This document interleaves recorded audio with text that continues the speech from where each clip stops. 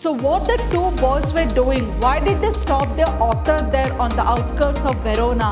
The two boys were selling wild strawberries, bright scarlets. Whatever he has on, the clothes were too very loose. It was not fitting. The clothes was too loose. Whoever comes to the place of Verona city, they used to take them to the Juliet Stone and the other places of interest in the Verona city.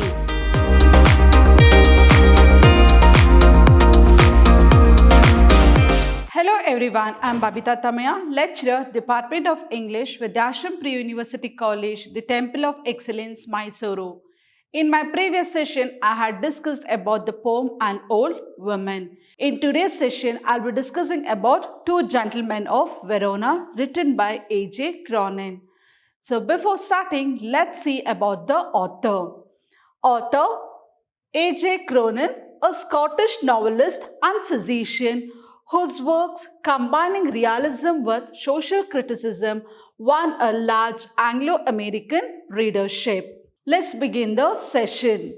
It is the background of the chapter. Before starting with the chapter, let's say what is the background of this story.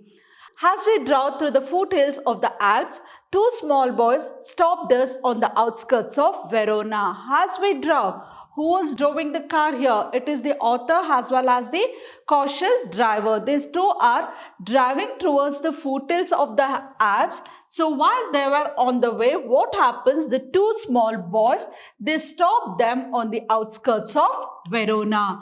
Where did the boys stop them? The boys stopped them on the outskirts of Verona. It is a 1-mark question. Why did they stop? What they actually wanted, what the boys were doing, what was their work? So, the two boys, why did they stop there? Because they were selling wild strawberries and bright scarlet berries that looked delicious against the dark green leaves lining the wicker basket. So, what the two boys were selling? They were selling strawberries as well as the berries. Again, a 1-mark question. So, the two boys earning was selling the strawberries as well as the berries. So, only to buy, they wanted the people to buy that. So, they stopped the author as well as the cautious driver on the way, that is towards the outskirts of Verona. But what did the cautious driver let the author to buy the berries or the strawberries? Let's see. Don't buy, warned Luigi, a cautious driver. You will get fruit much better in Verona. So here the author who was about to buy the strawberries, here the cautious driver is just stopping the author not to buy the berries or the strawberries there, because he tells that you'll get a better fruit in Verona. So here the cautious driver is not letting the author to buy the berries. He shrugged his shoulders to convey his disapproval of their shabby appearance. But why did the cautious driver have stopped the author from buying the strawberries or the bright scarlet berries?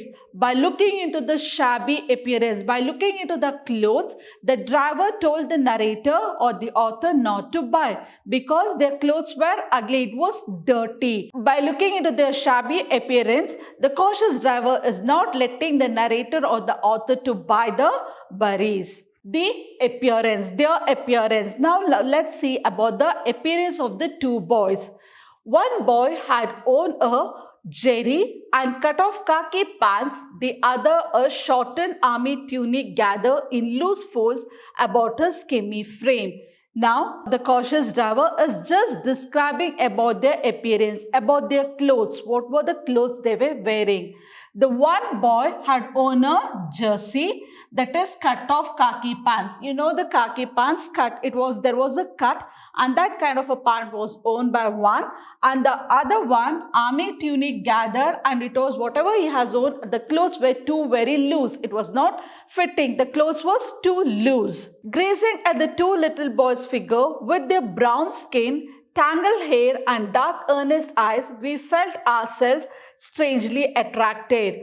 So here the author says, by looking into their appearance, the two little figure, that is the two boys, They are looking into their brown skin and their hair, tangled hair, shabby hair. It is like curly. It's not combed properly.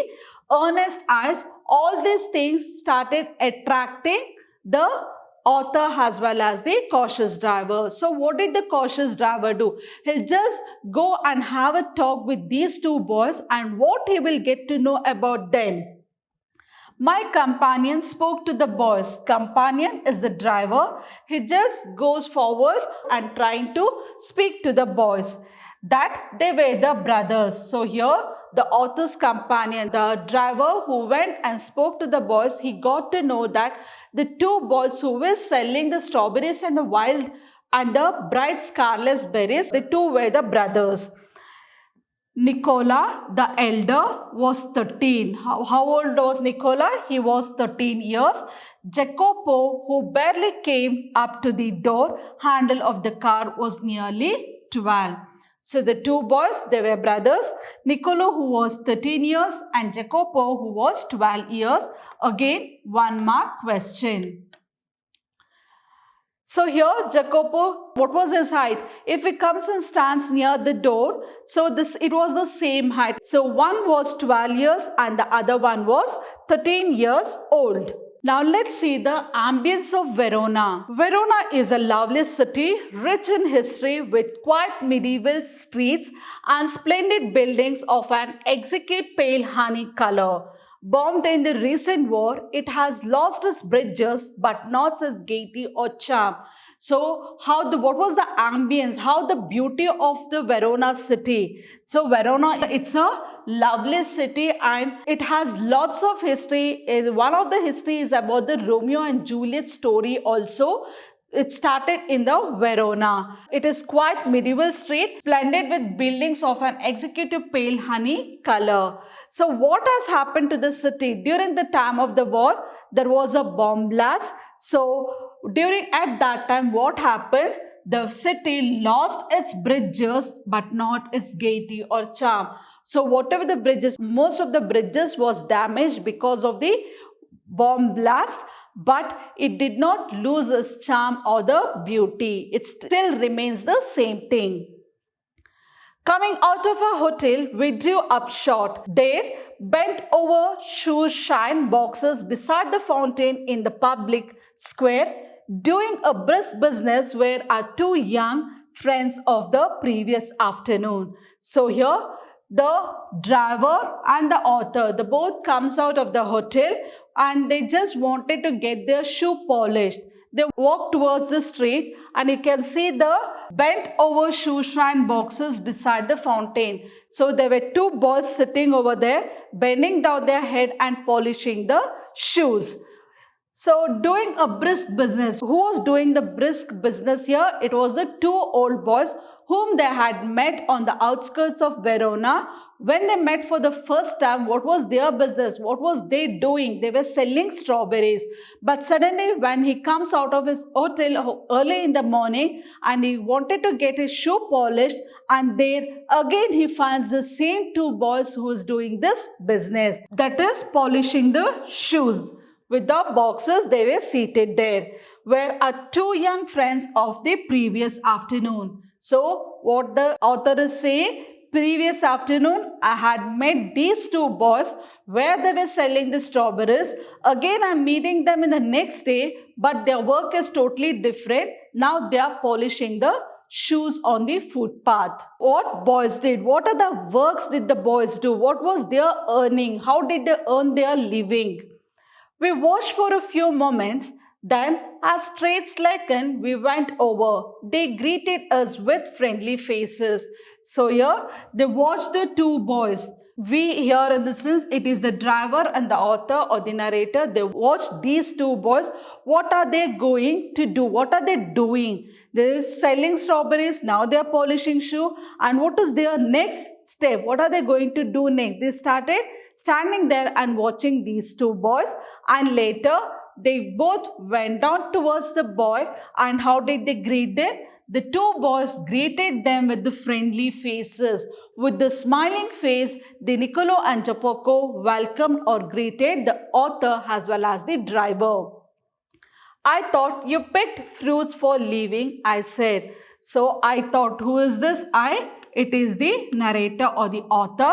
The author thought that you sold only the strawberries for your leaving. I never thought that you will do this kind of a business.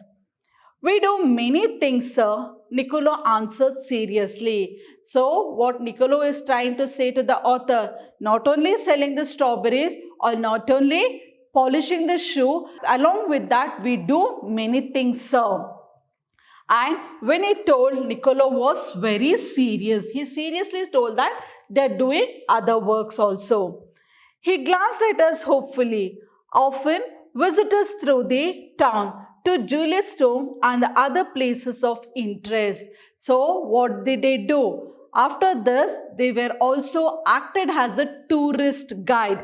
Whoever comes to the place of Verona city, they used to take them to the Juliet's tomb and the other places of interest in the Verona city. So, selling strawberries, polishing the shoes, along with that, the two boys were the tourist guide for the people who visit the city.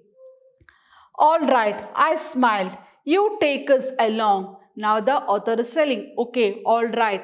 So can you also take us along with you for the tomb? Can you also be a guide for us? What did they say? My interest was again provoked by their remarkable demeanor. So when the author asked them, can you please take us along with you for the tomb or else can you please be a guide for us? They both agrees and with a smiling face they says, yes, we will take you along with us to see the tomb. They were childish enough and many ways was quite artless. Jacopo, although his lips were paler than they should have been, was lively as a squirrel. So they did all kinds of work, but even though they looked very pale, their health was not in a very good condition. They worked morning and night, but they never taken care of their health.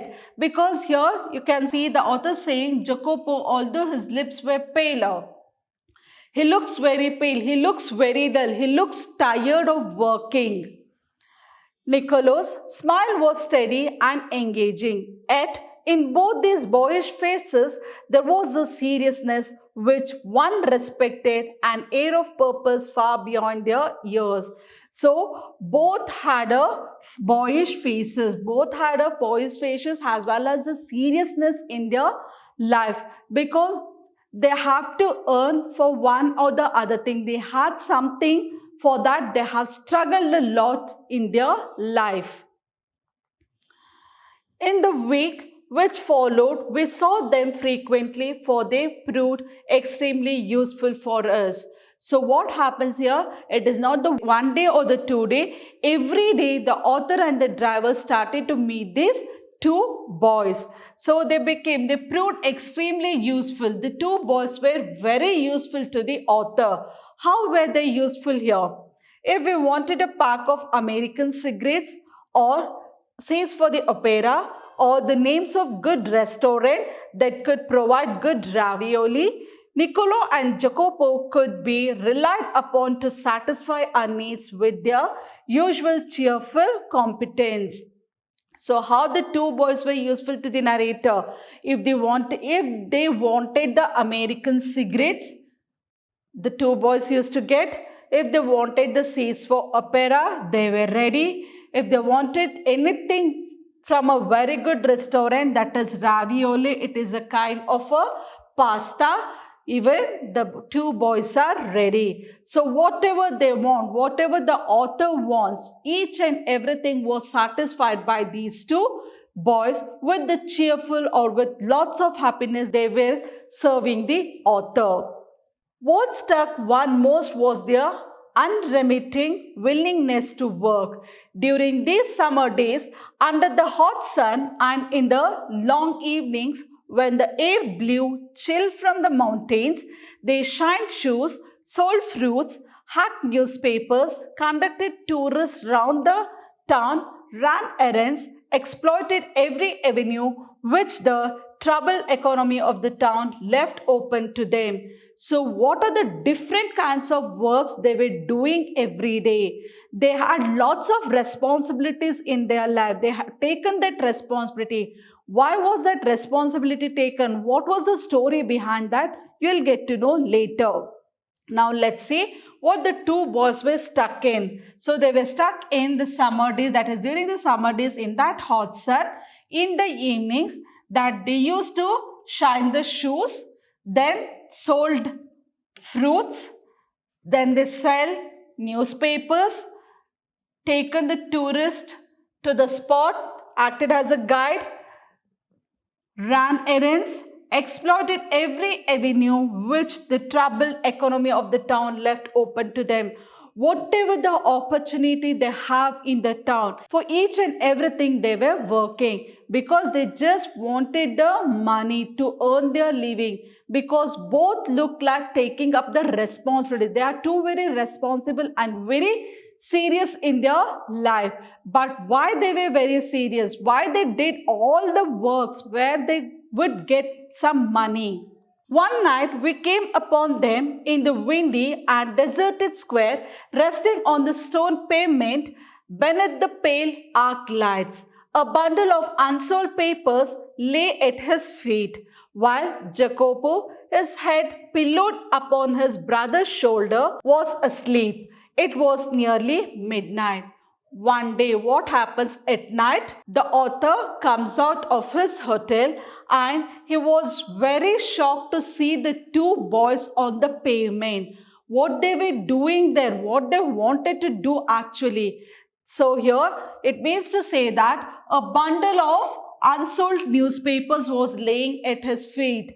So at night, one bundle of newspaper was there near his feet, and what the two brothers were doing here? While here Jacopo was pillowed upon his brother's shoulder. Jacopo was feeling sleep. So the shoulder of Niccolo's shoulder was a pillow for Jacopo where he can sleep for some time, where he can rest for some time. He was asleep and it was midnight. At what time did the narrator see the two boys on the pavement? At the midnight. At midnight, these two boys were about to sell that newspaper, some bundle of newspapers, and they were waiting for what? Why are you out so late, Niccolo? The narrator is questioning Niccolo. Why are you so late? What are you doing at this night? He had started sharply as I spoke, but now he gave me his quiet, independent glance. He started to speak, but he's giving a glance there. Waiting for the last bus from Padua. We shall sell our papers when it comes in. So what Niccolo is replying? We are waiting for the last bus which comes from Padua. Again, a 1 mark question. Why? Because whatever the bundle of newspaper it is there on the feet, they have to sell that newspaper and they were waiting for that last bus to come. Must you keep at it so hard? You both look rather tired. We are not complaining, sir. So here the author says, why you want to struggle so much? Why you're working so very hard? And the author says, we both look very tired. But the boy says that, no, we are not complaining about our work. We are not complaining anything such. His tone, while perfectly polite, discouraged further inquiry. But next morning, when I went over to the fountain to have my shoes shine, I said, Niccolo, the way you and Jacopo work, you must earn quite a bit. You spend nothing on clothes, you eat little enough, and when I see you having meal, it's usually black bread and figs. Tell me, what do you do with your money? So now the author is questioning Niccolo and Jacopo. You work a lot, you earn a lot, but what do you do with the money? You'll never eat anything good. Always when I see you eating the bread as well as the figs. And you never spend anything on the clothes. But what do you do with the money you earn? For what you're spending the money? He's just questioning the two boys. Now let's see what did they answer. He colored deeply under his sunburn. They grew pale. His gaze fell to the ground. So when this question was asked, his face became very pale and he just bent his head and started to look at the ground. You must be saving up to migrate to America, I suggested. What did the author say here? The narrator says that whatever the money you're earning, I think you have saved each and everything so that you can migrate to America. Are you guys planning to visit America? So you're working so hard and collecting the amount or the money. He looked at me sideways, spoke with an effort. We should greatly like to go to the States, but here at present we have other plans. What they say? We would like to visit the States, but before visiting, we have some other plans. We have some other work. What plans? He smiled uncomfortably with that remote air which never failed to baffle me. Now the author is questioning, what plans? What are you planning for? What is your plans all about? Will they reveal it? Will they say what was the plan? No. Just plan, sir, he answered in a low voice. He says, it is just a plan, nothing else. Well, I said, we are leaving on Monday. Is there anything I can do for you before we go? Now, the author is telling the two boys, tomorrow, that is on Monday, we are going back to our place. Is there any help or anything I can do for you boys before I leave? Before I go back to my place, is there anything that I can help you in any of the ways? Niccolo shook his head, but suddenly Jacopo's nostrils quakered like a puppy's and he whipped up eagerly. So, when the author narrator asked, is that anything I can do it for you? Any help you need from my side? What does Niccolo do? He suddenly shakes his head. He says, yes. But Jacopo, he looks very angry. His nose has become red and he turns towards Niccolo saying that, why did you say yes? Sir, he burst out, every Sunday we make a visit to the country, to Polata. So who is bursting out here? Niccolo is bursting out. What they do on their weekends, where do they go? He says that every Sunday they make a visit to the country, that is to Polata, which is 30 kilometers from here. So how many kilometers? 30 kilometers. Again, it is a 1 mark question. Both Polata as well as 30 kilometers. So on every Sunday, the two boys visit the country, that is Polata, which is 30 kilometers away from the Verona city. And how do they go? Usually we hire bicycles. How these two boys go? Usually they take the bicycles or they drive the bicycles towards the Polata. But tomorrow, since you're here, so kind, you might send us in your car. So now what Niccolo is telling, okay, but this Sunday, tomorrow, what are we going to do here in the sense, since you're here, since the author, you're there to help us, you can please send us in your car. Can you please send us in your car? This is what Niccolo is asking the narrator. I had already told Luigi he might have this Sunday off. The narrator says, taking it's not an issue, but I have told my driver Luigi to take the Sunday off. It is off for him. It is a leave for him tomorrow. So I cannot send my driver. However, I answered, I will drive out myself. Whatever it is, it's okay, no issues. But I answered, I will drive. So who is here? It is the narrator. Narrator says that, no problem, I'll drive myself for you. I'll take you to the Polata place. There was a pause. Niccolo was glaring at his younger brother in vexation. So after that there is a pause because Niccolo is angry and he is just looking at his younger brother very wild. We could not think of troubling you, sir.